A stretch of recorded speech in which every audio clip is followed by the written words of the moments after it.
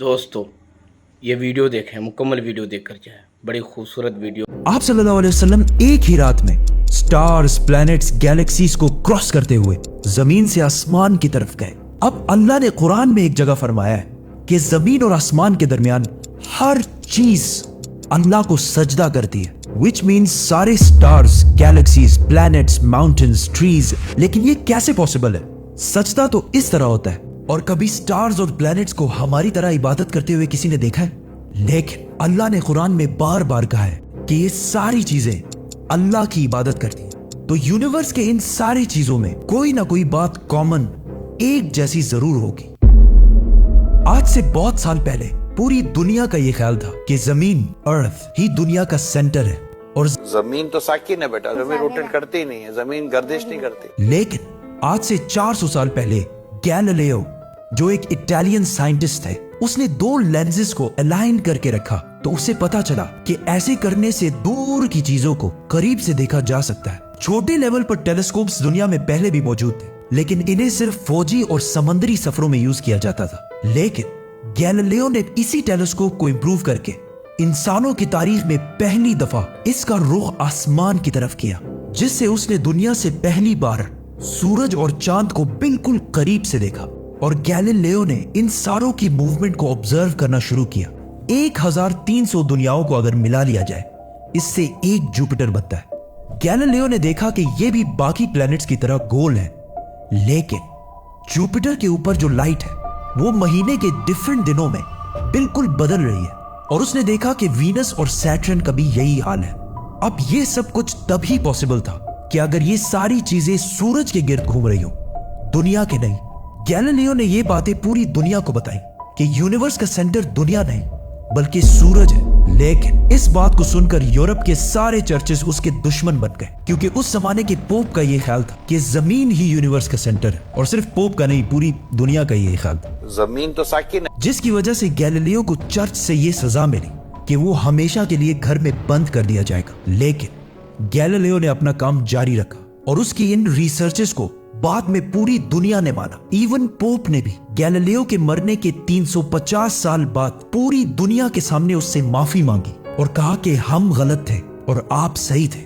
आहिस्ता आहिस्ता हमें पता चला कि जमीन यूनिवर्स का सेंटर नहीं है, बल्कि ये सूरज के गिर्द घूमती है। और सूरज भी कोई इतनी बड़ी चीज नहीं है, बल्कि सूरज तो इसके जैसे अरबों खरबों स्टार्स की तरह मिल्की वे गैलेक्सी का एक छोटा सा हिस्सा है। और ये मिल्की वे गैलेक्सी अरबों स्टार्स से बनी हुई है और ये सारे बिलियंस ऑफ स्टार्स एक ही सर्कल में घूम रहे हैं। हम तो सूरज के गिर्द घूम रहे हैं, तो सूरज जैसे अरबों खरबों स्टार्स मिलकर किसके गिर्द घूम रहे हैं?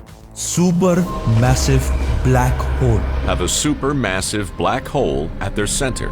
इस ब्लैक होल ने, जो हमारे सूरज से 40 लाख टाइम्स बड़ा है, ने पूरी गैलेक्सी को एक गोल सर्कल में रखा हुआ है। जिस तरह हमारे सूरज ने जमीन, जुपिटर, मार्स, इन सारे प्लैनेट्स को एक सर्कल में रखा हुआ है। लेकिन ये गैलेक्सी भी कोई इतनी बड़ी चीज नहीं है, बल्कि ये लाखों और गैलेक्सीज को मिलाकर एक छोटे से क्लस्टर का एक छोटा सा हिस्सा है। ये लाखों गैलेक्सीज मिलकर एक क्लस्टर बनाते हैं और ये क्लस्टर भी कोई इतनी बड़ी चीज नहीं है, बल्कि इस जैसे लाखों क्लस्टर्स मिलाकर एक सुपर क्लस्टर बनता है। और ऐसे हजारों सुपर क्लस्टर्स और भी मौजूद है। अब आपने ये नोट किया कि इन सारे स्टार्स, गैलेक्सीज, प्लैनेट्स में एक चीज कॉमन है कि इस पूरे यूनिवर्स में हर चीज किसी न किसी दूसरे ऑब्जेक्ट के गिर्द घूम रही है। और जब रसूलुल्लाह सल्लल्लाहु अलैहि वसल्लम भी आसमानों की तरफ गए तो उन्होंने बैतुल मामूर में फरिश्तों को नमाज पढ़ते हुए नहीं देखा।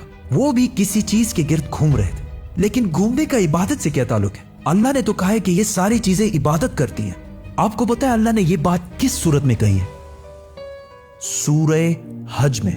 हज में मुसलमान पूरी दुनिया से इस्लाम की सबसे मुकद्दस और होली जगह काबा के पास जाते हैं और बार बार इसके गिर्द घूमते हैं। अब इस सर्कल करने का मतलब क्या है?